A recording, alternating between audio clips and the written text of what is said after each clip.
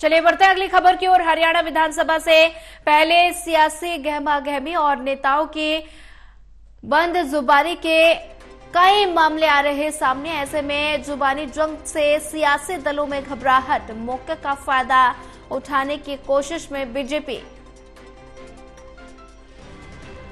हरियाणा विधानसभा चुनाव से पहले सियासी गहमागहमी और ऐसे में नेताओं के बदजुबानी के कई मामले सामने आए हैं। जुबानी जंग से सियासी दलों में घबराहट, मौके का फायदा उठाने की कोशिश में बीजेपी।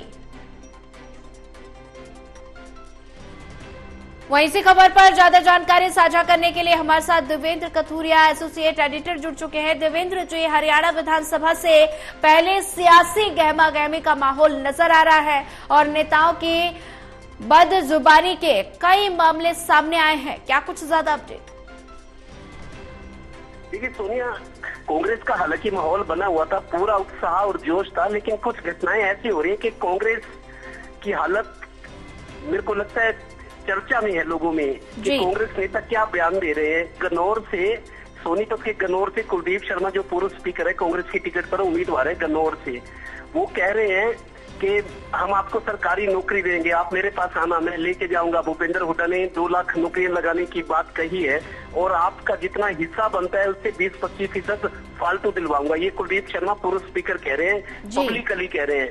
मतलब नौकरियां इनकी मर्जी से बांटी जाएगी, मेरिट की काबिलियत के आधार पे, जो एक पैमाना होता है उसको दरकिनार करके कुलदीप शर्मा गन्नौर के कांग्रेस प्रत्याशी हैं कि भूपेंद्र हुड्डा 2 लाख नौकरियां लगाएंगे तो तुम्हारा जो हिस्सा होगा उससे तुम्हारे को ज्यादा दिलवाऊंगा। गैर जिम्मेदाराना बयान है। इन्हीं के बेटे भी प्रचार में लगे हुए हैं, जो लोकसभा से चाणक्य पंडित जो करनाल से लोकसभा का टिकट मांग रहे थे, वो इनसे भी आगे निकल गए।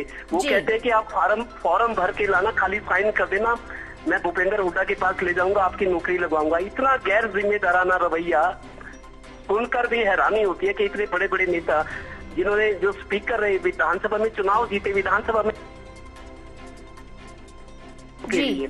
इसके अलावा जयप्रकाश है जो सांसद है हिसार से, कैथल के गुला चीका पर कोई कार्यक्रम था, वहां उनका एक वीडियो वायरल हो रहा है। किसी बुजुर्ग को, जो व्यापारी नेता है और नगर पालिका के पूर्व अध्यक्ष है, वो उनको लात मारने का, उनको चलते हुए लात मारने का एक वीडियो वायरल हुआ है। हालांकि वो गोयल है जो संबंधित व्यक्ति है, जी, आरोपों को नकारा है। इसके अलावा भी बहुत सारी चीजें हो रही हैं। शमशेर गोगी जो संघ से बीजेपी प्रत्याशी हैं, उन्होंने कहा कि सरकार आई, पहले हम अपना घर भरेंगे, फिर अपने रिश्तेदारों का भरेंगे। ऐसी नीरज शर्मा एनआईटी फरीदाबाद से नीरज शर्मा कांग्रेस के प्रत्याशी हैं, वो भी कह रहे हैं कि 50 वोट के बदले एक नौकरी, ये तमाशा बना दिया इन्होंने। इस तरह की घटनाएं लगातार हो रही है। और दूसरा, कुमारी शैलजा को लेकर जितनी गुटबाजी चरम पे होगी कांग्रेस में एन चुनाव के मौके पर, बीजेपी वाले नेता इस मामले को, इस मौके को लपकना चाहते हैं। मनोहर लाल करनाल में कह रहे हैं कि दलित नेता है कुमारी शैलजा, उनका अपमान किया गया है, हर आदमी का सम्मान होना चाहिए, अगर वो अपमानित महसूस करें तो ये तो बीजेपी चुटकी ले रही है। लगातार कांग्रेस नेताओं की बदजुबानी, गैर जिम्मेदाराना बयान पर कांग्रेस पार्टी को नुकसान होता दिख रहा है। एन मौके पर जब माहौल बना हुआ है कांग्रेस के साथ, तो ऐसे बयानों के बाद बीजेपी एक्टिव हो गई। चाहे मुख्यमंत्री हैं, चाहे पूर्व मुख्यमंत्री हैं, वो बीजेपी पर चुटकी ले रहे हैं, कांग्रेस पर चुटकी ले रहे हैं कि कांग्रेस नेताओं को आखिर हो क्या गया, उनका दिवालियापन दिमाग का सामने आ गया, गैर जिम्मेदाराना बयान है। तो वो कांग्रेस